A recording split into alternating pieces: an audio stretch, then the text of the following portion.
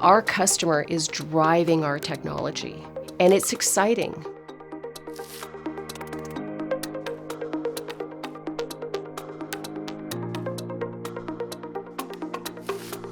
It's capsules, satellites, it's getting to the moon, it's getting to Mars.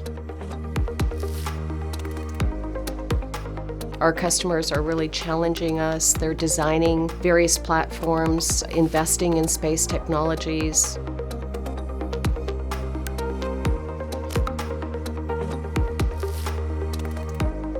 You never know what you're going to be working on tomorrow because they're already designing it today. And we want to be part of that future with them.